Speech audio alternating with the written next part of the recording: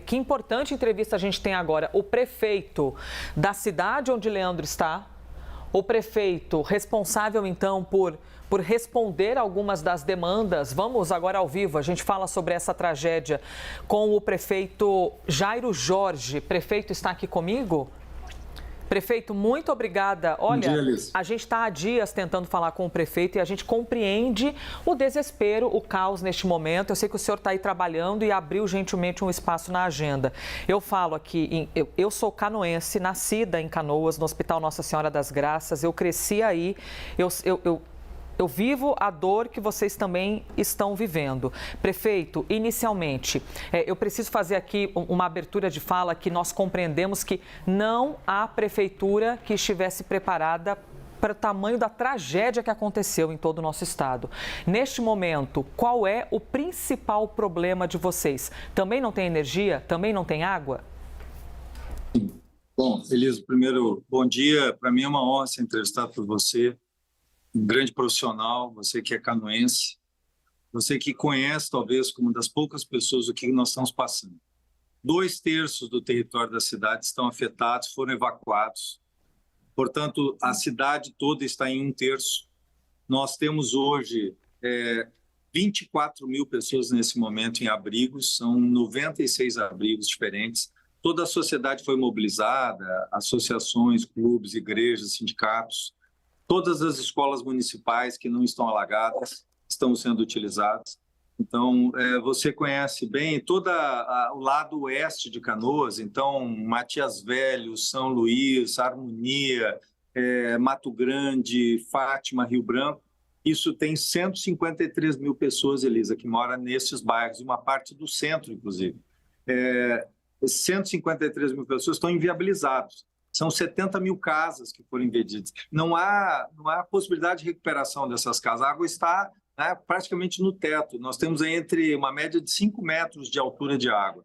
Então, houve o rompimento de diques. É importante dizer que Canoas tinha, você conhece bem, um sistema de proteção feitos na referente 41, que a enchente mais forte tinha ocorrido. Infelizmente, as águas foram superiores, e isso gerou um extravasamento e, mais adiante, um rompimento. O que nós precisamos agora? Quer dizer, de um lado, nós temos uma situação caótica, porque 130 mil pessoas passaram do lado oeste para o lado leste, então houve uma migração para casa de amigos, familiares. Então, nós temos um problema muito sério de alimentação, então precisa de cestas básicas, que nós temos que alimentar os que estão hoje nos abrigos e alimentar aqueles que estão, muitas vezes, desesperados. Nós precisamos de colchões. Nós temos 24 mil pessoas, nós precisamos de 10 mil colchões. A metade das pessoas praticamente está sem colchões, dormindo no chão. E o mais importante, Elisa, é entender o seguinte, nós vamos ficar 45 a 60 dias nessa situação. Já houve o resgate daqueles mais emergenciais, mas muita gente que está ficando em casa, porque achou que ia ficar 5 dias, uma semana com a água, quando soube que vai demorar 45, 60 dias, está saindo. Então, os resgates agora são de pessoas que estavam. E há o resgate também de animais. Só para você ter ideia, são 20 mil animais resgatados até agora. A gente tem 30 abrigos para animais. Então, todo um esforço que hoje os voluntários estão fazendo. Claro, a Prefeitura, junto com a Brigada Militar, bombeiros, Polícia Civil, estão atuando conjuntamente.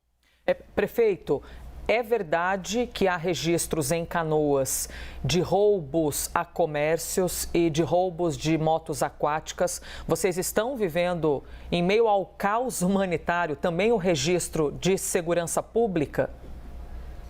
Há sim, Elisa, alguns elementos pontuais. Não é uma coisa disseminada, não é uma terra de ninguém, mas, infelizmente, as facções, o crime organizado, que a gente sabe que está em todo o Brasil e aqui não é diferente. Nós estamos numa cidade metropolitana, terceira cidade do Rio Grande do Sul, segunda cidade da região metropolitana, nós temos problema das facções. Então, ocorreram sim ações pontuais, mas a Brigada Militar, que tem uma atuação reconhecida, a Polícia Civil, nós estamos com um policiamento ostensivo na área seca e na área inundada, e com patrulhas da Brigada Militar atuando também na área que está inundada, que é a metade da cidade inundada, metade seca.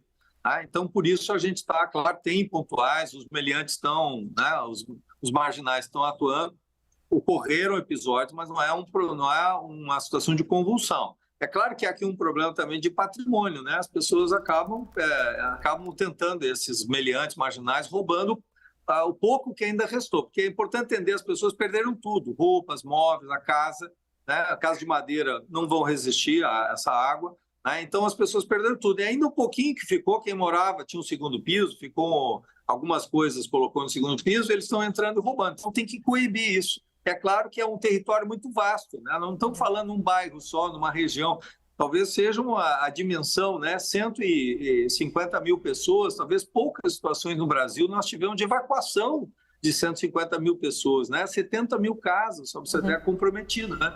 Isso vai dar bilhões e bilhões de prejuízo. Estevão Limana também está conosco aqui, prefeito, para fazer-te uma pergunta. Por favor, Estevão. Prefeito Jairo, bom dia para você. Sou Estevão, morei em Porto Alegre um tempo, sou gaúcho da região central do estado, conheço também a cidade de Canoas e me compadeço com todos e com tudo que está passando o município. Sobre Canoas, a gente tem recebido muito no nosso celular, no e-mail, nas redes sociais, mensagens, o número de mortos em Canoas é muito maior, há corpos nas águas, e a gente até gostaria de saber, de esclarecer se realmente essas contas devem aumentar, se não dá para precisar o impacto disso em vidas humanas em Canoas, ou se realmente são boatos isso que tem vindo. Veja, nós temos até agora 4 corpos encontrados. Então é importante isso, os dados ainda são dados extraoficiais, mas como nós temos aqui, há poucos minutos eu estava aqui numa reunião do gabinete aqui de gestão de crise, onde está a Brigada Militar, onde está o Governo do Estado, a Defesa Civil, então a gente tem essas informações. Bom, é claro que ainda está sendo feito o resgate, os bombeiros estão fazendo esse trabalho, a Força Nacional também está aqui para ajudar. Nós não temos ainda a noção, né, de total das vítimas, é claro que é preciso ter cautela, mas há muita lenda urbana, muito fake news. Infelizmente, nós estamos vivendo um momento de polarização no país, e isso invade até a tragédia. Pessoas fazendo fake news, criando situações, e essas situações, infelizmente, elas atrapalham. Eu vou dar um exemplo. Um cidadão resolveu dizer que a Companhia de Energia Elétrica havia retomado a energia nas áreas inundadas. Quer dizer, isso era um fake news. A primeira medida é desligar a luz. O que aconteceu com essa fake news? Até eu identificar, comprovar, durante 2 horas, todas as nossas, no auge da inundação, 2 horas as equipes de resgate não entraram na água. Se entrar na água, um jet ski, um barco com risco de energia elétrica, você morre. Então, veja que às vezes uma fake news ela tem, né, um dano. Foi criada uma ideia de que tinha crianças abandonadas, que na Ubra, com abuso. Não há nenhuma criança abandonada, nós revisamos os 96 abrigos. Aliás, criamos um abrigo exclusivo, não tinha nenhuma criança. O Ministério Público, inclusive, acabou rebatendo essa fake news. Então, há muita fake news. Eu sei que às vezes as pessoas querem. Inclusive, vou dar uma situação que, inclusive, eu dialoguei aqui com vocês. Um médico nosso, no diretor lá, nós começamos a evacuação do Hospital de Pronto-Socorro. Só que ocorreu um rompimento do dique, mesmo evacuando, já metade do hospital havia sido evacuado, ainda tinha gente. E aí o que acontece? O diretor técnico, obviamente no momento de tensão, ele dizia: os pacientes da UTI não resistirão. Uma pessoa da equipe técnica ligou para o diretor do hospital e disse: os pacientes da UTI não resistiram. Veja, apenas um tempo verbal. O que aconteceu? Chegou para mim, do secretário da Saúde, a informação de que os 9 da UTI tinham falecido. Veja, eu imediatamente falei com o governador, depois o ministro Pimenta ligou para mim. E nós vimos o vídeo, inclusive, do senhor narrando isso e dizendo: temos mortos nesse local. Ou seja, não era isso. Não aconteceu. Não aconteceu. Mas o que acontece? Veja, apenas uma informação desencontrada no tempo verbal, eu procurei apurar isso para a gente entender o que aconteceu. Isso acontece, as pessoas estão nervosas, né? Aí o secretário de Saúde me falou, eu busquei recursos, porque realmente eu queria, né, eu sou muito grato ao Comando Militar do Sul, até peço desculpas se eventualmente isso eu sei que gerou alguns constrangimentos, mas o desespero, né, eu me senti totalmente derrotado quando eu recebi aquela informação. Né, o desastre, quer dizer, a gente está fazendo um esforço de evacuação e aí você ser derrotado.